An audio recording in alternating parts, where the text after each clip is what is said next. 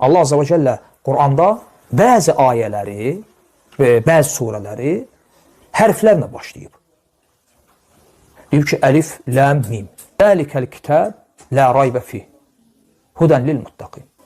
Nə üçün bu belədir? Bunun təfsiri də gəlib, sələfdən gəlib. Alimlər bunu eləyiblər. Gətiriblər və ən güclü rəy olaraq daha çox bunun üzərində durulub ki, o da həm də nədən onu götürüblər? Baxıblar ki, o surələr ki, bu hərflərlə başlayır. Bax, həmin hərflərdən sonra adətən Quran barədə ayə gəlir.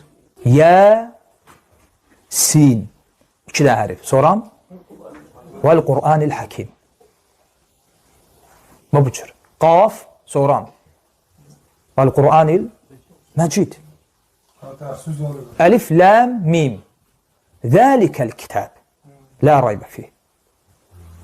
Deməli, burada Qur'ana işarə var. Və bəzi alimlər deyiblər ki, bu surələrin başında gələn bu ayələr tənbih üçündür. Tənbih. Yəni, bir növ, bir xitaba başlamamışdan qabaq səni dinləsinlər deyə nazil olan ayələrdir tənbih babında. Təsəvvür Allah Rasulü aleyhissalatü vesselam gəlirdi müşriklərə və ya ümumiyyətlə ayə nazil olduqla belə sahabələrin özü fərqi yoxdur. Ümumiyyətlə, bütün insanlığa xitabə deyirdi ki, əlif, ləm, mim, 3 dənə hərif. Hansı ki, bu hərflərlə onlar yazırdılar. Həmin hərflər üzərində onlar danışırdılar.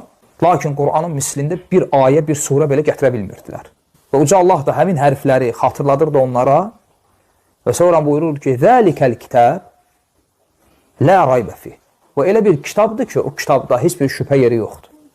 Hudən lil muttaqin. Və o müttəqilər üçün hidayət mənbəyidir. Bu cür gəlib.